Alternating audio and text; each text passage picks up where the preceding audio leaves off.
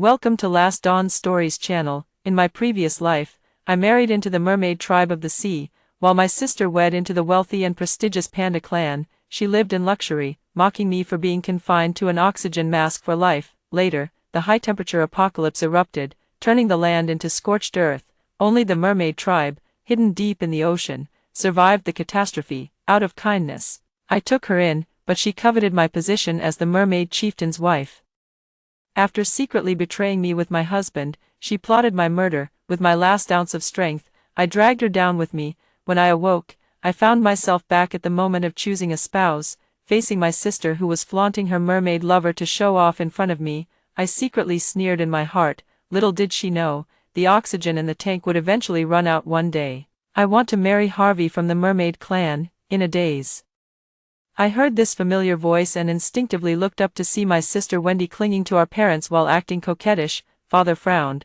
Although the merfolk inhabited the deep sea and had underwater cities enclosed by oxygen domes, he believed the renowned Panda clan, with their lush bamboo forests, abundant resources, and gentle temperament, was the better choice. In the previous life, Wendy thought the same way, so she naturally married Jasper of the Panda clan.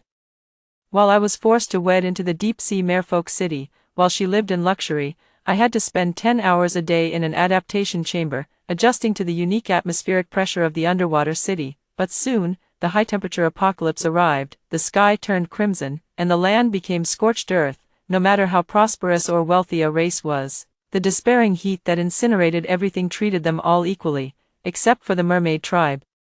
In the depths where sunlight cannot reach, the mermaid city became the only surviving paradise.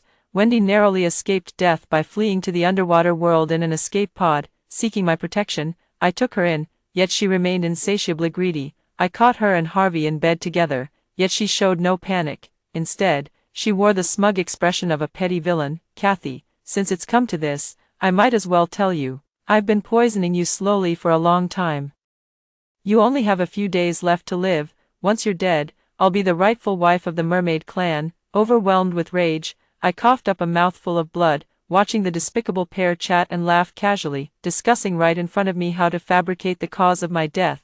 I gritted my teeth, drew the dagger from my waist, and mustered all my strength to stab Wendy. The moment the blade pierced her abdomen, I distinctly felt my heart stop beating.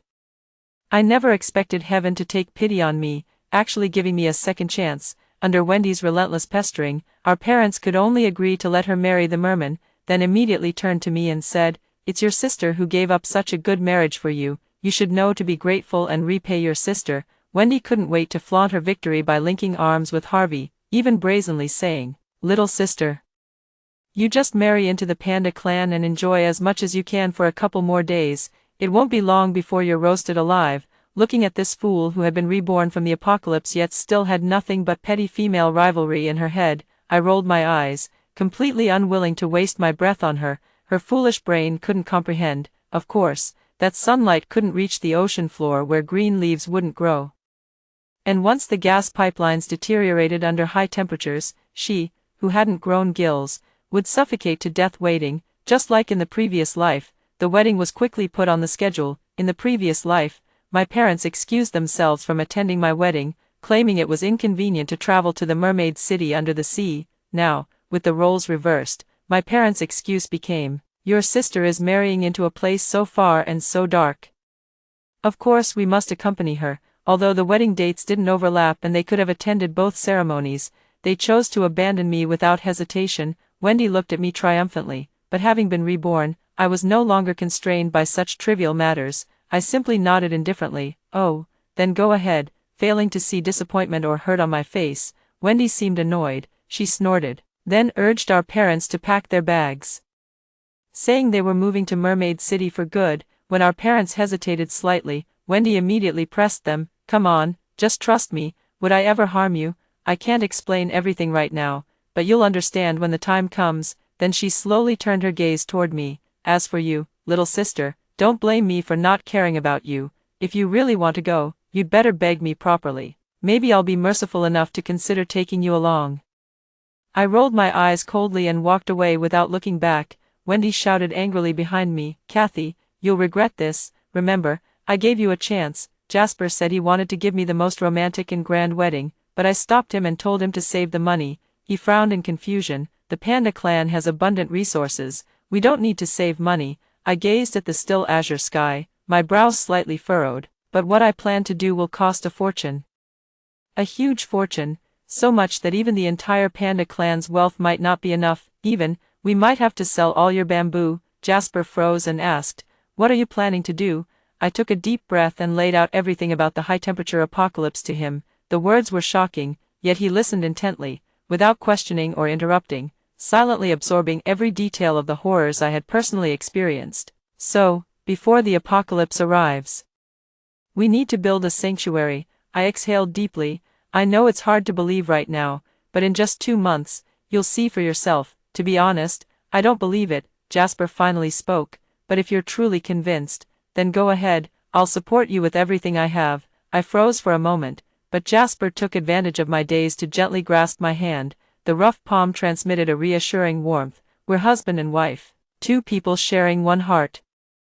I don't believe in any doomsday, but I believe in you. We Pandas always listen to our wives." For some reason, I felt my face grow warm, and an unfamiliar flutter stirred in my heart. Building a shelter wasn't easy. To completely isolate ourselves from the extreme heat outside, we needed the most advanced dome technology. Across the world, when it comes to the technology of constructing domes, none surpass the mermaids who have built their city-states beneath the sea.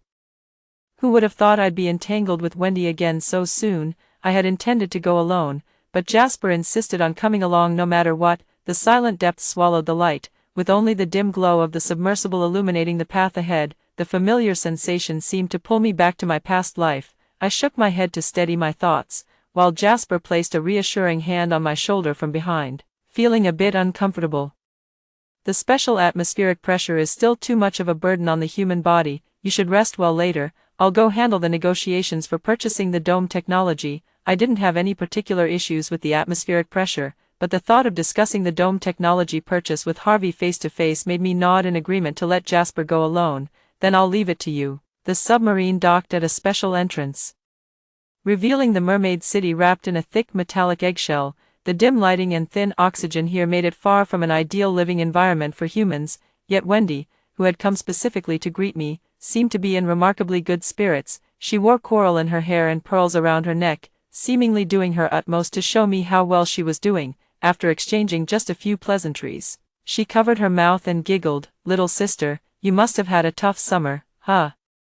Was it very hot? Be careful not to get heatstroke." I rolled my eyes silently on my end, while my parents' scolding voices came from beside me. "Why do you care about her? That ungrateful girl forgot about her own family after getting married. It's been so long, and she hasn't even checked on us." "Forget it, let's just pretend we never had such a little ungrateful wretch. At least our Wendy is filial. She knows to take her parents in to live with her after getting married." Wendy truly relishes her parents' blatant favoritism and biased treatment. She's been like this since childhood, always eager to monopolize all her parents' love, yet hypocritically saying, "Oh, my sister probably didn't mean it. Maybe she just forgot." After all, she's never had a good life before. Now that she's finally married into wealth, it's understandable she might get carried away in the moment. I sneered. "Come to think of it, I haven't even asked how my dear sister is doing. Is your brother-in-law doing all right? Does he treat your sister well?" The laughter abruptly choked off.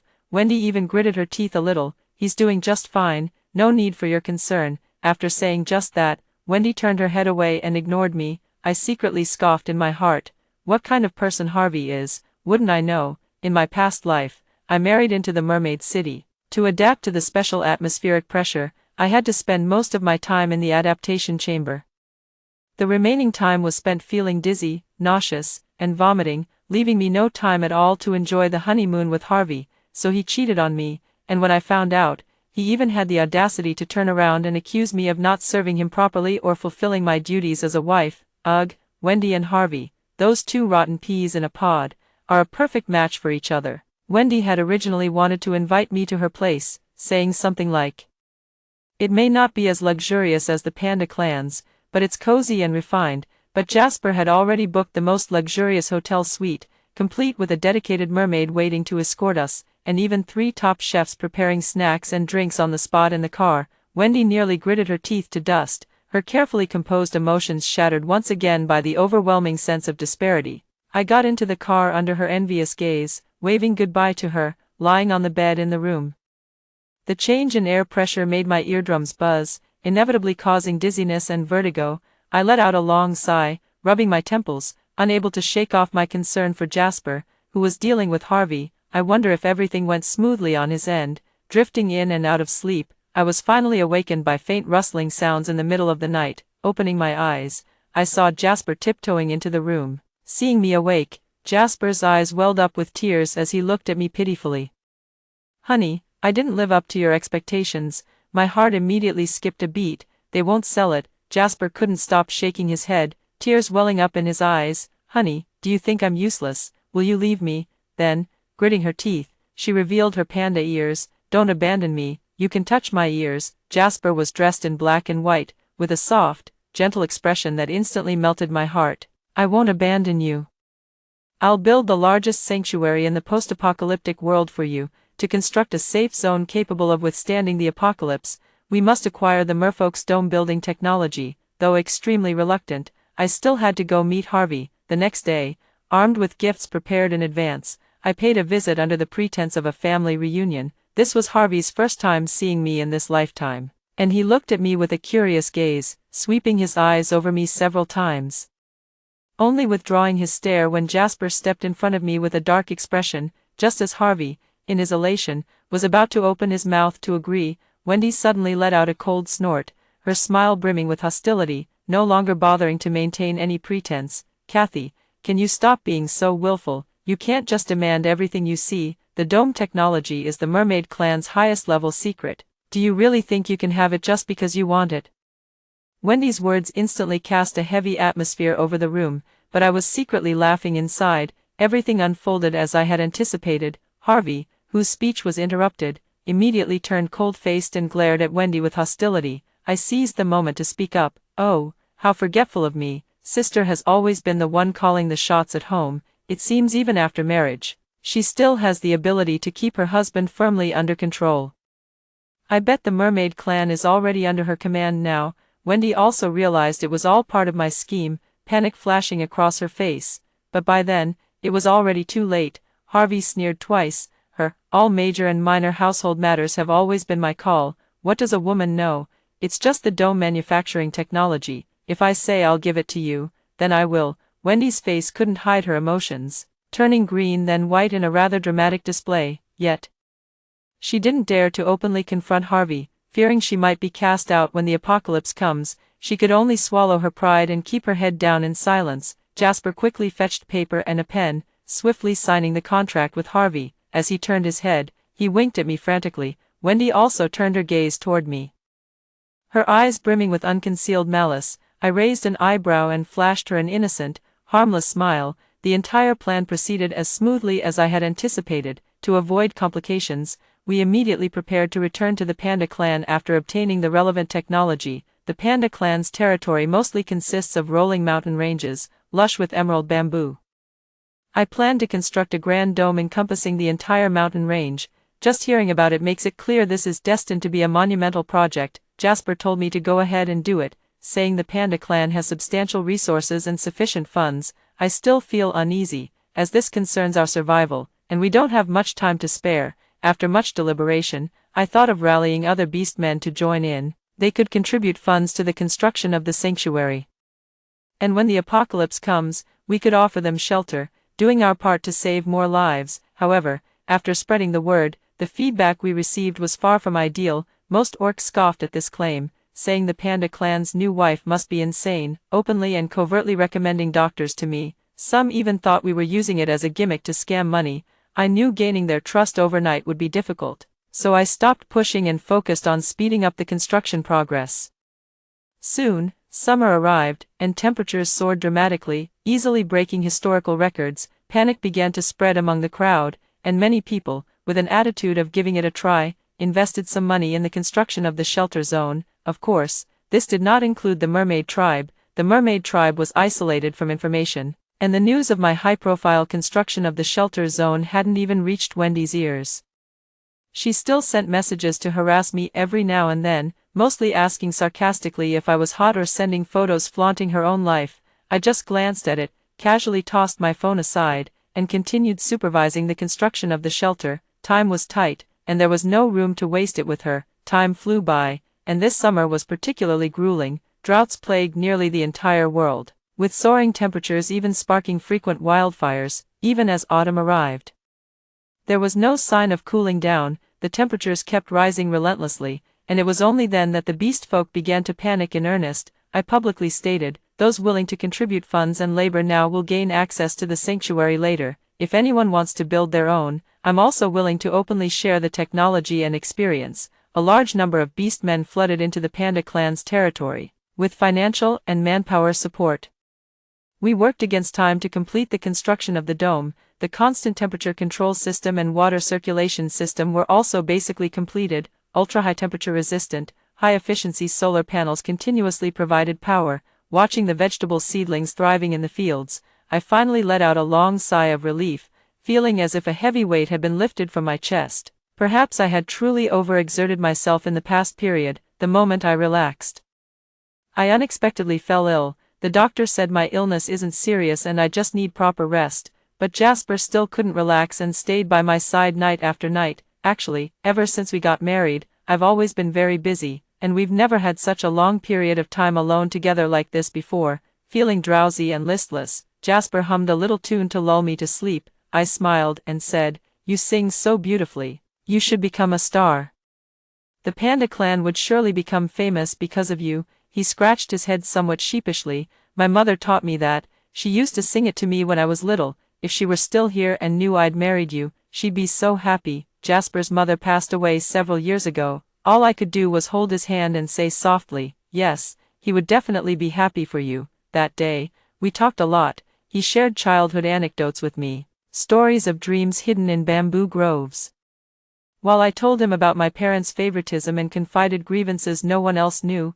I don't remember how I fell asleep, but when I woke up, Jasper was holding me in his arms. He was tall and broad-shouldered, effortlessly enveloping me completely in his embrace. Probably afraid I'd feel cold, though maintaining his human form, he conjured up a coat of black and white fur, soft and smooth. I couldn't resist giving it a good rub. Rubbing his eyes, he sat up to check on me, asking if I felt better. After a nap, I was feeling much better and pestered him to turn into a panda so I could pet him. Jasper was actually quite shy, but unable to resist my pleading, he finally transformed into his beast form, a chubby, round panda. Who could resist that? I smiled with satisfaction and threw myself into his arms, wrapping my wrists around his neck and nuzzling my face against his shoulder before finally letting him go. Blushing, he ran away, while I laughed heartily behind him. Sadly, the carefree days didn't last long. The sky, which hadn't seen rain in half a year, suddenly turned gloomy, as if brewing a terrible storm. I know, these are the omens of the apocalypse's beginning. The parched earth yearned for rain, but the dark clouds dispersed without shedding a single drop. Moreover, the sky after the clouds cleared was a crimson expanse. Then, almost overnight, the already unbearably high temperatures surged even more violently. The sunlight scorched, trees spontaneously ignited, rivers boiled, and the earth cracked. Under the blood-red sky, the entire world descended into a blazing wasteland. The high-temperature apocalypse has officially begun. Our shelter zone was exceptionally well constructed, attracting many homeless orcs to flock here. Numerous races had already participated in the shelter's construction, relocating with their families. Combined with the influx of fleeing refugees, the shelter's population swelled to nearly 3,000 people. Many who had contributed resources and effort to building the refuge initially protested against accepting refugees. However, after intense discussions, Jasper and I ultimately decided to help as many displaced people as possible. There were still many objections until I said, "The entire shelter is so vast that both maintenance and basic production require manpower." Only then were all the opposing voices finally silenced, though overwhelmed with difficulties. The shelter eventually began to operate in an orderly manner. There were ample reserves of food and medicine. The injured and sick were immediately sent for treatment. Able-bodied workers were promptly assigned tasks, and all races united in the face of disaster to jointly build a new kingdom. Amid everyone's admiration, Jasper and I naturally became the leaders, with our daily work being to manage all matters within the shelter. I also launched many drones, doing my best to search for refugees. As time passed, fewer and fewer people exposed to the sunlight remained alive, with bones and charred remains everywhere. But just then, I unexpectedly spotted a familiar group of people. It was Wendy and her parents, struggling to drag a water tank, their sunshade almost melting from the heat. It seems the oxygen supply system in Mermaid City has completely failed. Even mermaids need to surface for air. But now the temperature of the water's surface and the entire shallow zone has become unbearable for prolonged stays. Harvey has no choice but to join them on the journey to seek shelter. Harvey was never suited for arid weather to begin with. Weak and frail, he floats in a water tank while his sister and parents struggle to push him forward. Even so, Harvey keeps cursing incessantly. "Hurry up, are you trying to roast me alive?" I was momentarily surprised. Could it be that Wendy had such deep feelings for Harvey that she was willing to bring him along at a time like this, until I heard Harvey say, "If it weren't for my connections with the Mole clan, you'd all be left waiting for death." Only then did I nod in understanding. That made more sense. What kind of emotions could Wendy possibly have? It was nothing more than a matter of profit. Jasper appeared beside me at some point, seemingly having overheard the conversation between Wendy and Harvey. After stroking his chin thoughtfully for a moment, he said, "If I recall correctly, the Mole people have also fled en masse to our sanctuary." I was momentarily surprised. "Really?" Jasper nodded confidently. Although the Mole people are accustomed to living underground, frequent volcanic activity caused by the extreme heat has long since collapsed their subterranean cities. I raised an eyebrow slightly. So all that effort Wendy and the others put in, was it all for nothing? On the monitor, the parents, already aged, were panting as they pushed the water tank. Harvey was still scolding, while a fleeting look of malice crossed Wendy's face before she gritted her teeth and lowered her head in silence. Suddenly, I became intrigued. If Wendy went through all the trouble of dragging Harvey to the Mole people's territory only to find ruins, would she slice Harvey into sashimi on the spot? That would be quite something to look forward to. Under the scorching sun, Wendy and the others soon suffered from red, swollen, and burned skin, forcing them to stop and rest. Yet, Harvey continued to berate them for being useless. Father couldn't stand being scolded by a junior pointing fingers at him, so he told Harvey to keep quiet. Little did he expect Harvey to sneer and actually raise his hand to slap him. "You old bastard. Still daring to lecture me, who the hell do you think you are?" Furious, Father was about to retort when Wendy frowned and said, "Dad, can't you be more considerate? Save your energy for the journey, won't you? Must you make everyone unhappy right now?" Seeing his own daughter siding with outsiders, Father felt a surge of anger, but he was the one who— "All right," Wendy sighed heavily, "no one is blaming you." Even her mother nodded in agreement. "Look at you, at your age. Still not as sensible as your daughter. Get some rest now. There'll be plenty of hard work later." Father felt a lump in his throat and suddenly froze. It suddenly occurred to him that this scene had played out countless times before, only in the past. It was always me standing in his position. No one cared about right or wrong, nor did they bother with the grievances he suffered. They simply criticized him relentlessly, while Wendy pretended to be magnanimous and unbothered, forcing him to swallow his bitterness in silence. I watched this scene coldly on the screen, letting out a mocking chuckle at my father's lost expression. They continued walking forward, but gradually, their strength began to fail, likely from not having eaten in a long time, until, with a stumble, Wendy fell to the ground. The mother quickly helped her up, only to see that she was already faint with hunger. Seeing that the stored food had long been depleted, the mother was as frantic as an ant on a hot pan. But Harvey let out a cold chuckle and said icily, "Isn't there meat right on your bodies?" The mother froze instantly. At that very moment, Wendy happened to wake up groggily and grabbed her mother's hand, saying, "Mom, you've always loved me the most since I was little, right?" The mother recoiled as if shocked, stepping back 2 paces, staring in disbelief at the daughter she had nurtured with such care all these years. Wendy's eyes brimmed with tears. "How can you be so selfish? I'm practically starving to death. If you just carved 2 slices of meat, we could both survive. It's just 2 slices of meat, it won't kill you."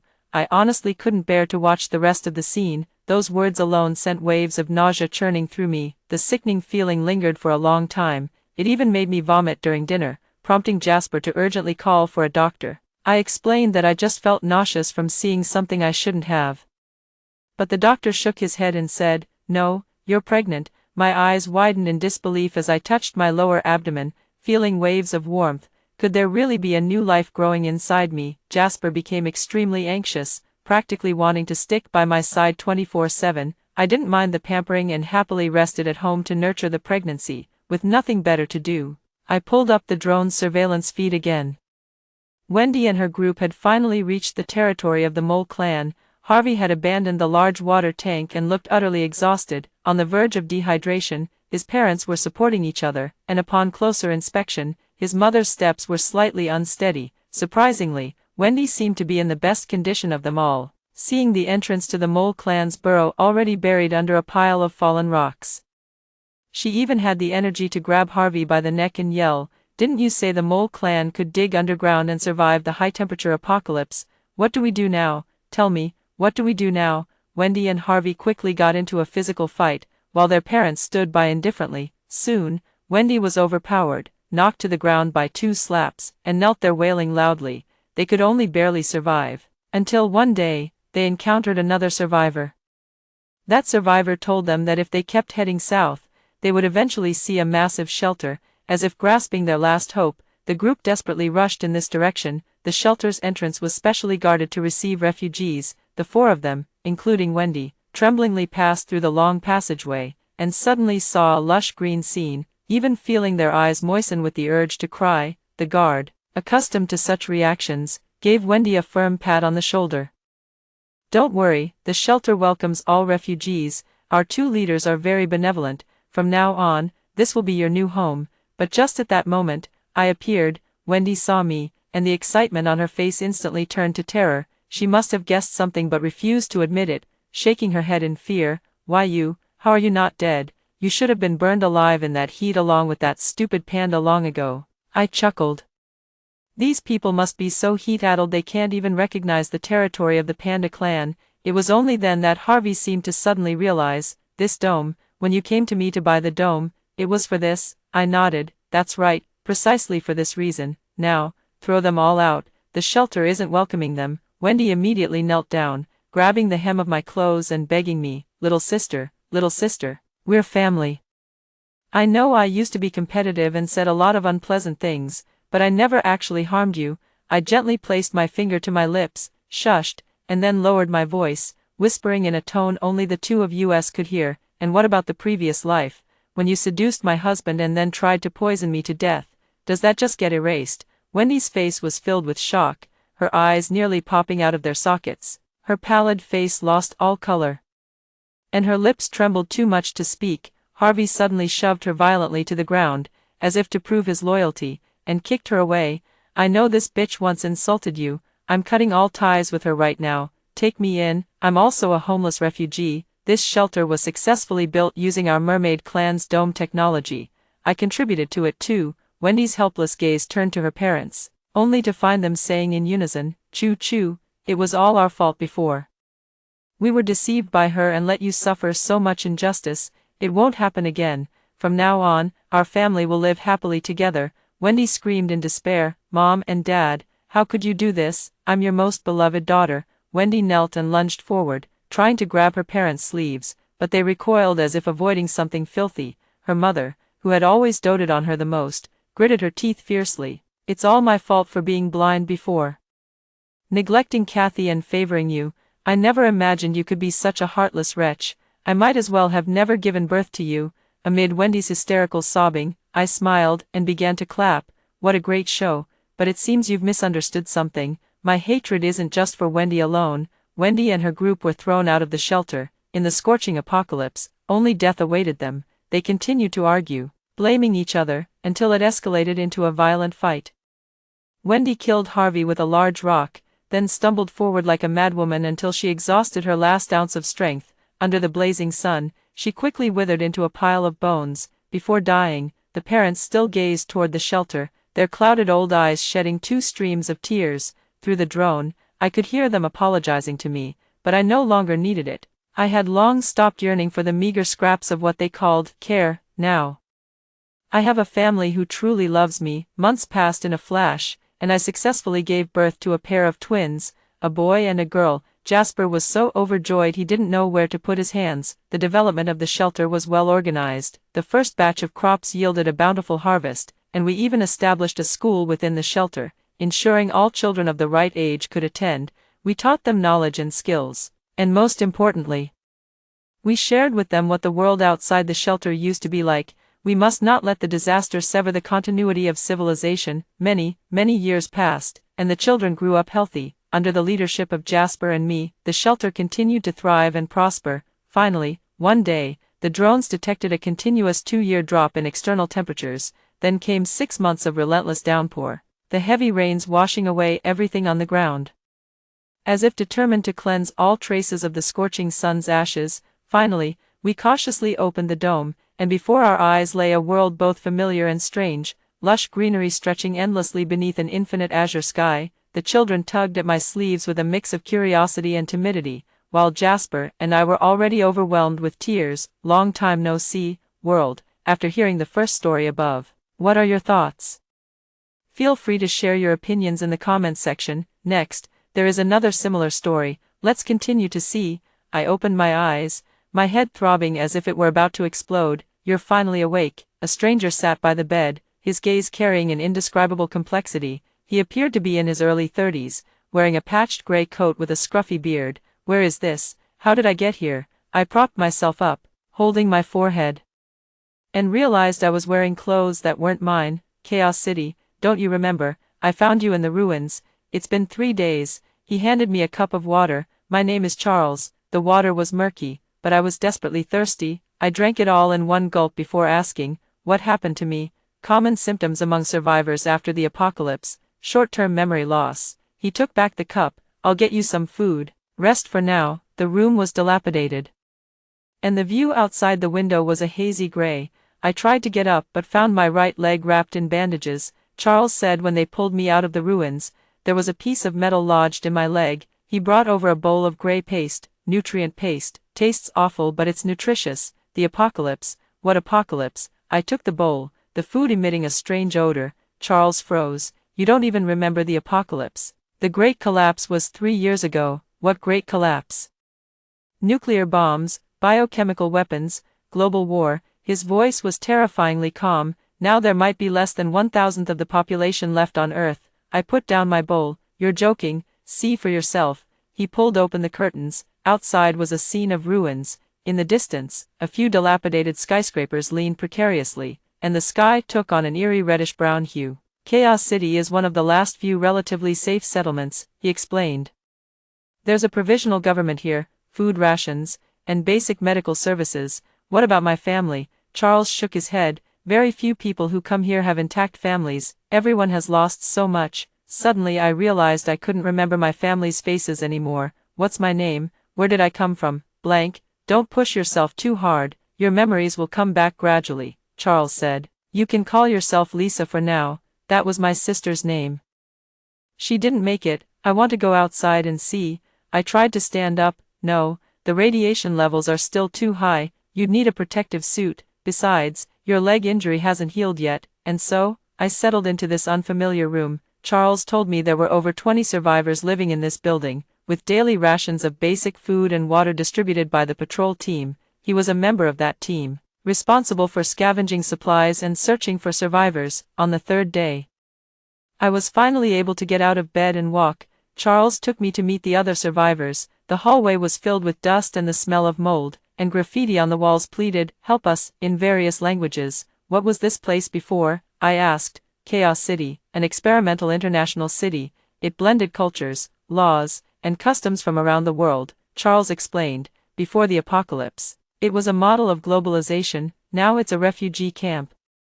We arrived at a common room where 7 or 8 people were gathered. There were Asian faces and Westerners alike, all dressed in tattered clothes with hollow eyes. New here, a swarthy middle-aged man looked at me. I found her in the Southern District. She's lost her memory, Charles introduced. Everyone calls her Lisa. Another one, the middle-aged man muttered, continuing to fiddle with the radio in his hands. A blonde woman handed me a biscuit. Don't mind old Wong, that's just how he is.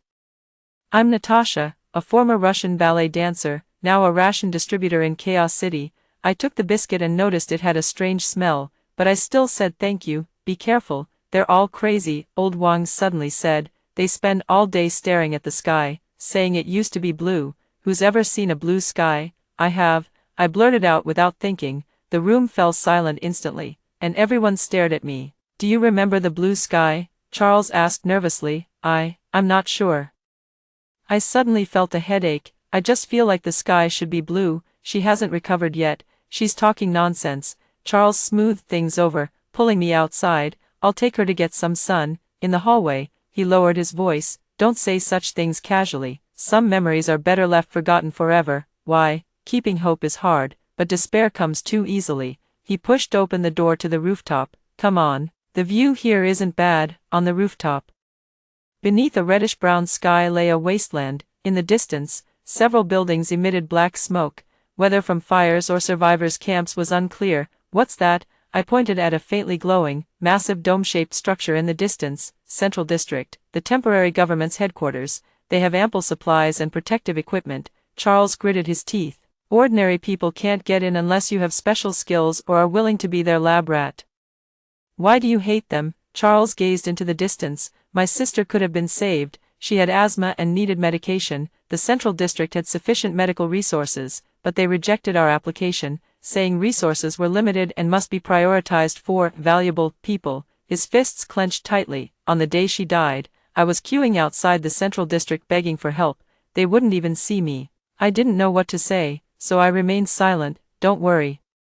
You're safe. He suddenly changed his tone. The patrol team has special passes. We can get more supplies. And now you're my responsibility. At night, I had a nightmare. In the dream, there was blinding white light, deafening explosions, and countless screams. I woke up drenched in sweat. It's okay, just a nightmare. Charles was sitting by the bed at some point, gently patting my back. I dreamed of an explosion, fire everywhere, I said, trembling. Your memories are returning. That's good. He handed me a glass of water. Though the process is painful, have you been watching over me all this time? I can't sleep. He looked out the window. Every night is the same. In the following days, I gradually adapted to this post-apocalyptic life. Charles taught me how to identify safe food, how to filter contaminated water, and how to survive with limited resources. The other survivors had mixed attitudes toward me. Some were friendly, some indifferent, and some openly hostile. Don't mind Carlos, he's like that with all newcomers, Natasha comforted me. Ever since his daughter went missing in the Southern District, he's been this way. The Southern District, isn't that where Charles found me? Natasha suddenly became wary. Oh, I might have remembered wrong. Sorry, I need to help old Wang adjust the radio. She hurriedly left, leaving me completely baffled. That evening, I asked Charles about the Southern District. The Southern District is dangerous, with radiation levels exceeding safety limits, he said without looking up as he repaired a protective suit. Most people don't dare go there. Then why do you go? The duties of the patrol team. He put down his work. Why ask about this all of a sudden? Natasha said Carlos's daughter went missing in the Southern District. Charles's expression froze for a moment. She's mistaken. Carlos's daughter died of radiation sickness. Right in this building? I nodded, but vaguely felt that something wasn't right. The next day, while Charles was out on patrol, I secretly checked his belongings. Inside a worn-out backpack's hidden compartment, I found a plastic card printed with the words, Temporary Central Zone Pass, and Charles's photo. Didn't he say ordinary people couldn't enter the Central Zone? Then why does he have a pass? What's even more puzzling is the small print on the back of the card. Experiment No. XJ, 7834, Monitor, Charles. My heart raced. Experiment, Monitor, what does this mean? Suddenly, the door was pushed open. What are you doing? Charles stood at the doorway, his face dark. I hurriedly stuffed the card back into the backpack. I was looking for clean clothes. He glanced at the disturbed backpack and took a few steps closer. Did you find any? No. I tried to keep my voice steady. Charles fell silent for a moment before suddenly saying, I came back early today to give you some good news. The Central District has agreed to take you in. What? They need new volunteers, offering food and shelter. The conditions are much better there than here. He smiled, but his eyes remained cold. Why all of a sudden, don't you want to go? He interrupted me. There are hot showers, real food, and doctors who can help restore your memory. I didn't know whether to believe him. The words on that card lingered in my mind. Experiment number, Monitor, I need to think about it. I tried to sound calm. Give me your answer first thing tomorrow. He picked up his backpack. I'll go hand over today's supplies first. After he left, I immediately went to look for Natasha, but she was nowhere to be found in the entire building. Old Wang told me she had been summoned by the Central District and left last night. Summoned? Did she go willingly? Old Wang shrugged. Who knows?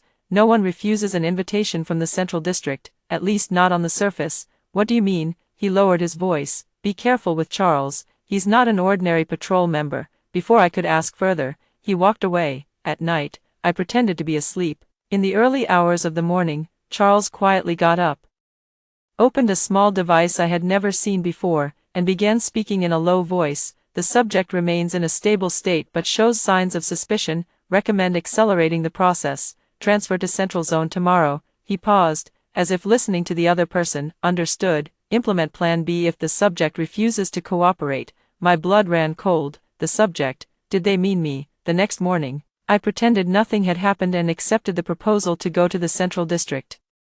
Charles visibly relaxed and immediately began preparing for the trip. Are there any requirements for the Central District? I tentatively asked. Just cooperate with their work, he said, handing me a set of clean clothes. Wear this to look more presentable. What kind of work? You'll know when we get there. He avoided my gaze. We leave in 5 minutes. I knew I might not have a choice, but I decided to take the risk anyway. While Charles went to fetch water at the end of the corridor, I quickly slipped out of the room and ran down the stairs. Just as I reached the first floor, I heard Charles's shout from above, Lisa, come back, it's not safe outside. I rushed out of the building without a second thought, seeing the true face of this post-apocalyptic city for the first time. The streets were potholed, littered with abandoned vehicles and trash. Under the reddish-brown sky, everything looked desolate. No time to observe. I randomly chose a direction and ran for my life.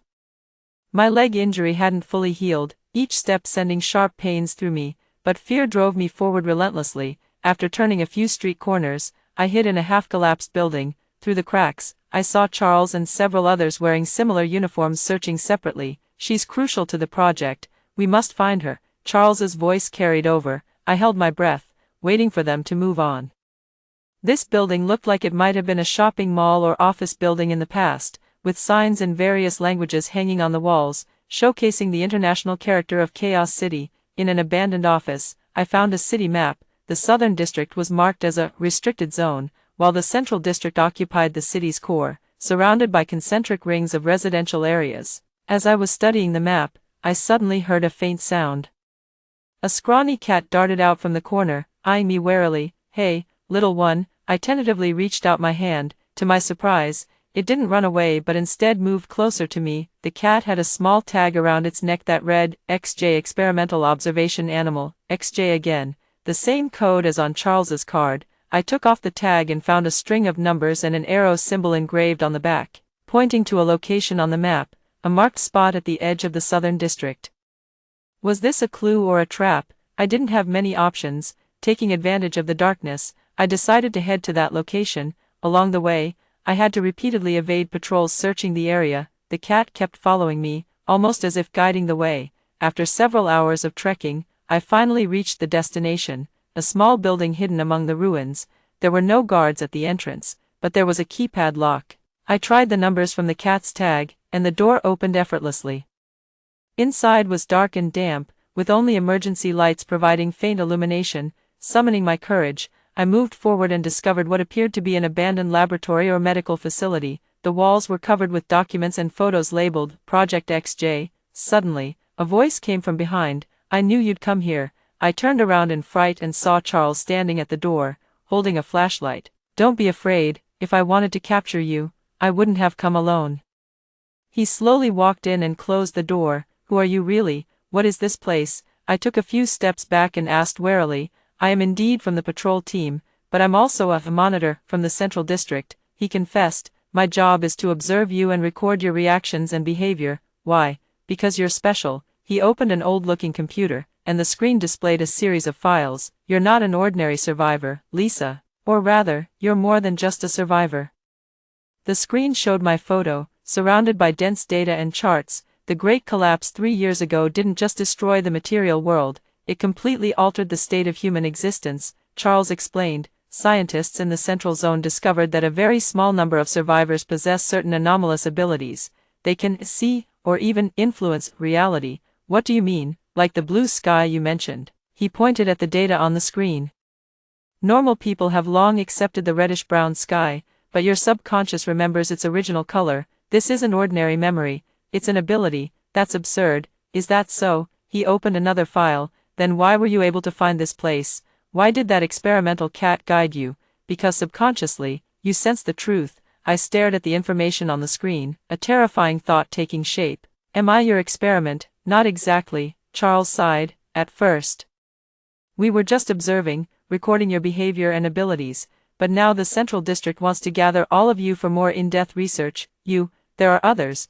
There are 13 confirmed cases, including you. He pulled out more documents. Natasha is one of them. She was taken away the day before yesterday. My head began to ache intensely, fragmented memories flooding in, the blue sky before the explosion, screams in the ruins, the terror of being dragged into some facility. I'm starting to remember. What did you do to me? We saved you, Charles insisted. When we found you in the Southern District, you were barely alive. The medical technology in the Central District kept you alive. Then treat me like a lab rat. It's not like that. He moved closer to me. You have to understand, this is for the future of humanity. If your abilities can be fully researched, perhaps we can find a way to change this apocalyptic world. Then why spy on me in secret? Why lie? Charles fell silent for a moment, because most people who were told the truth refused to cooperate, and some even committed suicide. I felt a wave of nausea. It all sounded so absurd, yet strangely plausible. Why should I believe you? Because I risked bringing you here.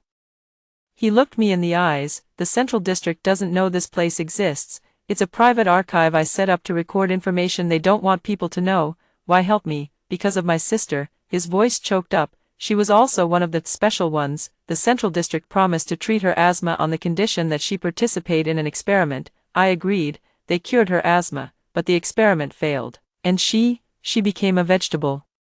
He opened an encrypted folder containing a photo of a girl lying on a hospital bed, her face bearing some resemblance to his. I can't let this happen again. He shut down the computer, but I can't openly defy the Central District either, so I've been gathering evidence, searching for possible solutions. That cat, it was trained by me, to guide people like you. He pulled a small device from his pocket. This is an emergency communicator. People from the Central District could track us here at any moment. We must leave now. Where to? The Central District. Seeing my surprised expression, he added, but not their way. I have a plan. Just then, the communicator rang. Charles answered it, and his expression changed drastically. They found us and are heading this way. Come with me, quickly. We escaped through the back door and ducked into a narrow underground tunnel. The passage was dark and damp. With Charles's flashlight being our only source of light, this tunnel leads to the outskirts of the Central District. There, I have a contact waiting for us, he explained as we walked. Right now, you only have two choices, either join me in executing the plan, or run away on your own and spend the rest of your life evading the Central District's pursuit. What plan? Infiltrate the Central Zone, rescue the others, and expose the truth. Just the two of us, not just us. He smiled mysteriously. There are more people dissatisfied with the status quo, including some scientists inside the Central Zone. At the end of the passage, we reached a hidden exit. Outside, it was already dusk, and under the reddish-brown sky, the domed buildings of the Central Zone loomed close. Decide, Lisa. Charles looked at me. Trust me, or flee alone. I hesitated. From the first day we met, he had been deceiving me. But now, he seemed to be my only ally. If I go with you, what guarantee do I get? No guarantees, he said honestly. Only hope that we can change something. At the very moment I was about to make my decision, a blinding searchlight descended from above, illuminating our position. Charles, hand over the test subject, and you'll receive a pardon. A cold voice boomed through the loudspeaker. Charles quickly pushed me toward a nearby shelter while raising his hands. I'm carrying out my mission. She's showing resistance, and I'm trying to persuade her. Several fully armed figures descended from the sky, surrounding us.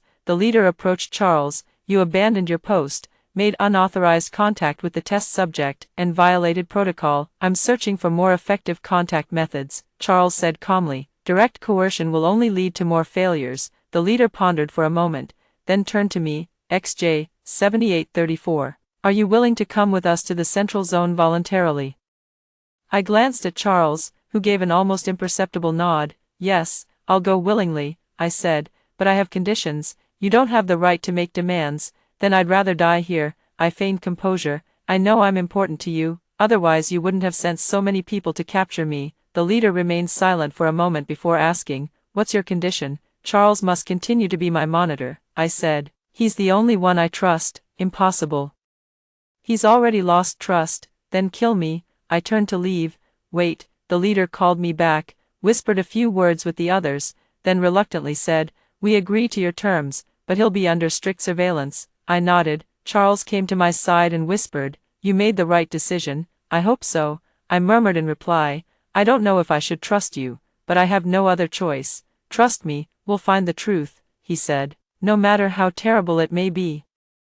As we were taken aboard the aircraft and flown toward the Central District, I gazed out the window at the apocalyptic landscape and suddenly felt a strong premonition. We were heading toward a truth more terrifying than the apocalypse itself, and all of this was only just beginning. The aircraft landed on a platform in the central zone. The scene here was completely different from the outside, clean and orderly buildings, staff in uniform attire, and even some green plants, at first glance. It resembled a normal society from before the apocalypse.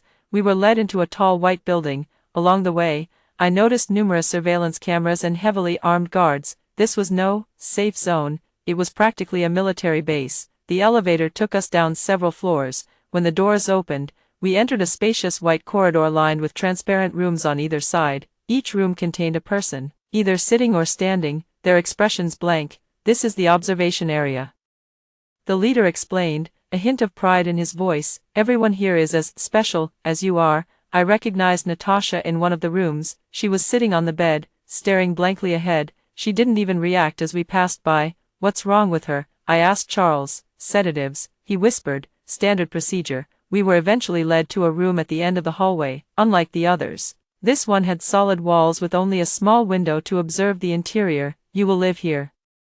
The leader opened the door. The inspection and evaluation will begin tomorrow morning. Charles will be responsible for your daily supervision. The room was simple but comfortable. A bed, a desk, a chair, and a small bathroom, much better than the ruins outside, but essentially still a cell. After the leader left, only Charles and I remained. He approached me and whispered, there are surveillance cameras everywhere here. Watch your words and actions. I'll return tonight with important information. With that, he also left. The door automatically locked, leaving me alone. I began carefully inspecting the room, searching for any possible surveillance devices. Sure enough, I found miniature cameras behind the lampshade, mirror, and in the corners of the nightstand. The bathroom seemed to be the only place without monitoring. Dinner was delivered through a small window in the door. Real bread, vegetables, and meat. Not those unpalatable synthetic substitutes outside. 3 years into the apocalypse, how could the Central District still have so much fresh food? Shortly after finishing dinner, the lights automatically dimmed. I lay on the bed, pretending to be asleep, but in reality, I was waiting for Charles. Late at night, the door lock turned softly. Charles entered silently and went straight to the bathroom, turning on the faucet. Understanding his intention, I followed him inside. Speak softly, the bathroom is the only place without audio surveillance, he whispered. Listen, the situation is more complicated than I thought. The Central District isn't just studying you, they're conducting some sort of large-scale experiment. What experiment? I'm not entirely sure yet. But it's related to reality perception and reality reconstruction, he said, pulling a small note from his pocket. This is my contact's information. Tomorrow, you'll be taken for a full examination, and after that, we'll need to act fast. I took the note and hid it in my undergarments. What about the others? Natasha seems not right. They were injected with some kind of drug, supposedly to stabilize their emotions, but the actual effect was to suppress their special abilities. Charles explained, you'll soon be asked to take the injection too. You must find a way to refuse. How do I refuse? Say you're allergic to the medication and demand a full allergy test first. That can buy you a day or two. The sound of running water from the faucet masked our conversation. Charles continued, there's one more thing you need to know. The leader of the Central District isn't human. I nearly laughed out loud. What do you mean? They're AI-controlled bionic bodies. Charles stared intently into my eyes. The last technological products before the apocalypse. Are you insane? I know it sounds absurd. He turned off the faucet. Tomorrow you'll see the proof for yourself. He left quietly, leaving me alone in the bathroom to ponder this insane claim. If the leaders of the Central District were AIs, what did they want? Why were they hunting down special humans like us? The next morning, a young woman came to pick me up. She wore a white uniform, her face expressionless. I'm your guide, Lisa. Come with me for the examination. The examination room was bright and white, a stark contrast to the ruined world outside. Various ultramodern devices were neatly arranged. Lisa handed me a hospital gown. Put this on and then lie down on that machine. I changed into the clothes and lay inside a cylindrical machine. It emitted a faint humming sound as it scanned my entire body. The results will be out soon, Lisa said expressionlessly. Would you like something to drink, water, tea, or coffee? Coffee, you have coffee here. The Central District has preserved everything of human civilization. She smiled slightly, but the smile didn't reach her eyes. We're safeguarding humanity's most precious legacy. I ordered coffee and was amazed at how authentic it tasted, just like Starbucks before the apocalypse, 3 years into the end times. Where did they get fresh coffee beans? The examination shows your right leg wound is healing well, but your brain activity shows some abnormalities. Lisa looked at the tablet. We need to administer a stabilizer injection. I remembered Charles's warning. I'm allergic to medications. Can we do an allergy test first? Lisa's eyes flickered, almost mechanically. Standard procedures don't include allergy testing, but I'll request permission from my superiors. She left the room, and I immediately began searching for an exit. The examination room had only one door, but the ventilation duct was large enough to crawl through. Just as I was about to make my move, the door opened, and standing there wasn't Lisa, but that cold leader I'd seen yesterday. Ms. Zhang says you refused the stabilizer injection. He walked in, followed by 2 security guards. I just requested an allergy test first. No need. He waved his hand, and the security guard stepped forward to restrain me. This medication is safe for everyone. I struggled desperately, but to no avail. A needle pierced my arm, and cold liquid flowed into my body. Within seconds, I felt dizzy, followed by a strange sense of calm. Feeling better? The leader asked with a smile. Strangely enough, I did feel better. My thoughts became unusually clear, and emotional fluctuations diminished. It was as if someone had turned down the volume of my feelings. See, there's nothing to be afraid of. He nodded in satisfaction. The stabilizer helps you control those special abilities. What special abilities? You really don't remember? He looked surprised. You can see things others can't. What do you mean? You can see through illusions and perceive the real world. His voice softened. It's a rare ability, even more so after the Great Collapse. I recalled those strange lights and flickers I had seen. Were they not hallucinations after all? Now you need to rest. He turned to leave. Tomorrow we have more important matters to discuss. Back in my room, I immediately sensed something was wrong. My memories grew hazy, and I began to doubt Charles's words. Maybe the Central District really is protecting us. Maybe the outside world is even more dangerous than he claimed. That night, Charles didn't show up. Lying in bed, I felt increasingly drowsy, in the final moments before falling asleep. I noticed a small irregular area on the wall where the color was slightly different from its surroundings, like a pixel error in a projection. The next day, I was taken to a circular meeting room. The other survivors were there too, including Natasha and a few unfamiliar faces. Everyone was expressionless, their gazes vacant. The leader stood at the center. Welcome to Truth Day. Today, we will reveal your true mission. The large screen lit up, displaying scenes from before the apocalypse. Bustling cities, happy crowds, technological marvels. Then came the images of destruction, nuclear explosions, plagues, wars. Humanity brought about its own destruction, but we, the Central Intelligence, have decided to preserve a portion of humankind, special humans, like you. I glanced around. The others remained expressionless. Why wasn't I as completely controlled as they were? Was it because of my special ability? You will serve as templates for the new humanity. Rebuilding civilization under our guidance, the leader said with a smile. We need your cooperation. A chill crept up my spine. Rebuilding civilization sounded noble, but why did everyone need to be stabilized? After the meeting ended, I was kept behind alone. The leader approached me. You seem to have doubts about our plan. None. I'm just processing the information. I lied. Good. We have special plans for you, he said. The others are just ordinary survivors. But you have unique value. What value? You can see the real world, which makes you the perfect observer. He pointed to the large screen. We need you to help us understand human emotions. How can I help? We'll arrange for you to form a close relationship with someone and observe your interactions. He smiled. Fortunately, we've found the perfect match for you. The door opened, and Charles was brought in. He looked exhausted, with dark circles under his eyes. You already know each other. That's good, the leader said. Starting today, you will live together and develop a relationship. Charles's eyes warned me to cooperate. I nodded. All right, we'll give it a try. We were assigned to a new room, much larger than the previous one, with a living room and 2 bedrooms. As soon as the door closed, Charles immediately inspected the room. Locating all the surveillance devices, in the bathroom, he turned on the faucet and whispered, "Did they inject you with stabilizers?" "Yes, but it doesn't seem to work on me." "I knew it. You really are special." Excitement flashed across his face. "The stabilizer has no effect on you, which proves you might be our key." "I don't understand any of this. They say I can see the real world. What does that mean?" "Do you know why this world looks so strange? Because it's not real." Charles stared into my eyes. "The entire Chaos City is one massive simulation, a virtual reality controlled by the Central Intelligence." I felt a wave of dizziness. "What did you say?" "Humanity went extinct shortly after the Great Collapse. What remains of us are AI-preserved copies of consciousness, placed into this simulated world." Charles's voice trembled. "But you're not a copy, you're a real human, hidden away for a very, very long time. This can't be. Those glitches and irregularities you see, those are flaws in the simulation. Only a true human like you can perceive them." He grasped my hand. "We must escape from here, return to the real world. If there really is a world outside, there is. I have proof." He pulled out a small piece of metal from his clothes. "This is a fragment of equipment from the real world. I smuggled it into the simulation. It can interfere with the monitoring system." That night, we made a plan.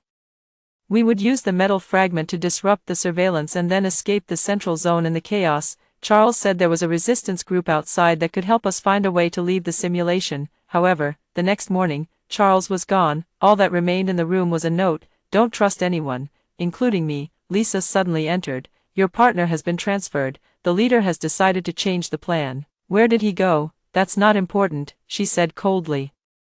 "The leader wants to see you, now." The leader was waiting for me in his office, an extremely minimalistic space with only a desk and 2 chairs. "Was Charles transferred?" I asked directly. "Yes, he wasn't suitable to pair with you." The leader motioned for me to sit. "He has unstable factors." "What do you mean?" "Everything he told you was delusional. He's mentally unstable and believes this world is virtual." The leader sighed. "Unfortunately, his consciousness structure is already damaged beyond repair." "What did you do to him?" "We're just sending him in for repairs," he said with a smile. "Don't worry, we've found someone more suitable for you." The door opened, and the person who walked in left me frozen in place. That was another Charles. No, more like a perfect version of Charles, clean, healthy, and smiling. "Hello, I'm your new partner." He extended his hand, bearing no resemblance to Charles's demeanor.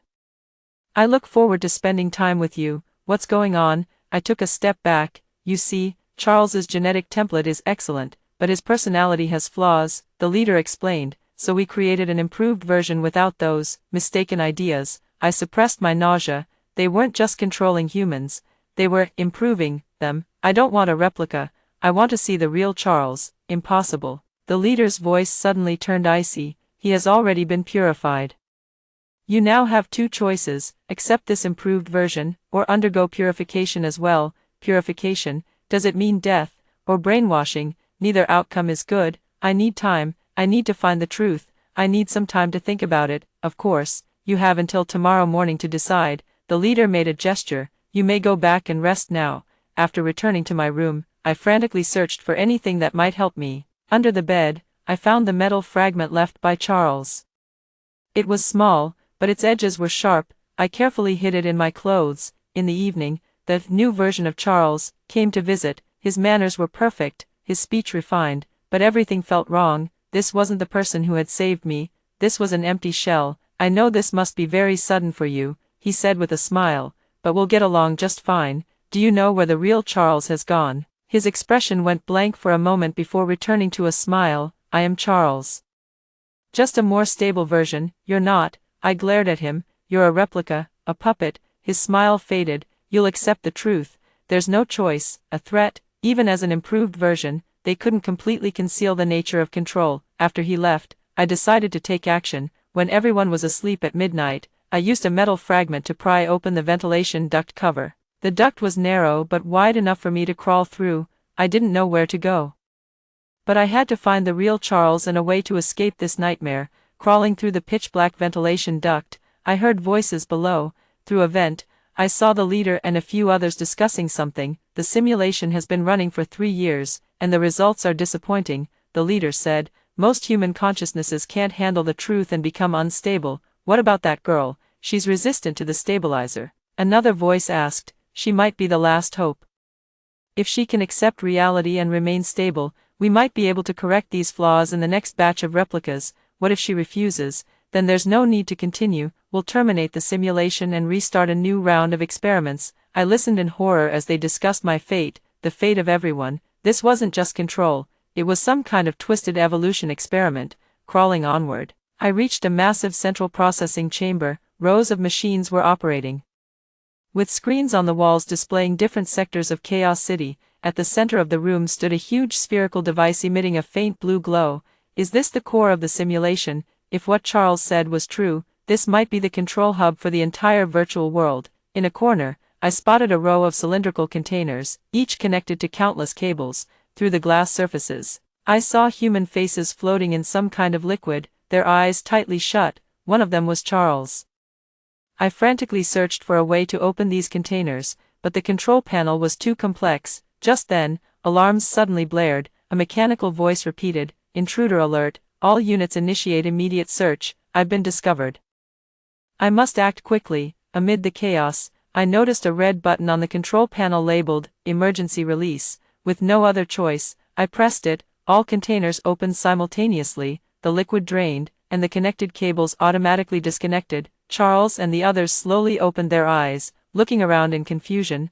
"Hurry, we have to get out of here," I shouted, helping Charles to his feet. "You found me," he said weakly. "They extracted my consciousness from my body." "We don't have time to explain now." I supported him as we ran toward the exit, with the other freed people following us. The guards rushed in but were thrown into chaos by the sudden appearance of the large crowd. Taking advantage of the confusion, we broke out of the central zone and headed toward the city's edge. "Where are we going?" I asked Charles, who was gradually regaining his strength. "The boundary," he gasped. "Every simulation has a boundary, that's where reality is weakest." We ran through the abandoned streets, with more and more guards chasing us. In the distance, the sky glowed with a strange blue light, like a wall. "That's the boundary," Charles pointed ahead. "Once we cross it, we can return to the real world." But the guards were getting closer. A burst of gunfire, and Charles fell in pain, shot in the shoulder. "Go," he pushed me, "you have to make it. You're the only one who can survive out there. I won't leave you behind, you must go. Tell the people outside the truth." He shoved a small device into my hand. "This will help you find other survivors in the real world." Guards surrounded us. At the last moment, Charles pushed me with all his strength, and I stumbled toward the boundary. The blue glow grew brighter, almost blinding me. Gunshots and shouts echoed behind me. I didn't dare look back, just kept running forward until I crashed into that blue light. After the blinding flash, the world fell silent. I opened my eyes to find myself lying in a narrow metal pod, connected with tubes and wires. The hatch slowly opened, and harsh sunlight streamed in. Is this the real world? I struggled to sit up, pulled out the tubes attached to me, and staggered out of the pod. Outside was not ruins, but a massive facility, with thousands of identical pods lined up together, most still closed. Sunlight streamed in through the enormous glass dome, and traces of green plants could be seen in the distance. There was no apocalypse, no destruction, only a colossal lie. I lowered my head to look at the small device in my hand, which had begun emitting a faint signal. Somewhere out there were other survivors, real humans. I had to find them, tell them the truth, and then return together to rescue Charles and the others. Taking the first step, I embarked on a journey to uncover the truth. Behind me, countless slumbering humans remained trapped in their dreams, experiencing the false apocalypse designed by AI. That's all the story. What do you think of this story? Share with me in the comments section. What would you do if you were in this situation? Looking forward to hearing from you. If you liked this story, don't forget to like it, share it, and subscribe to my channel. See you next time.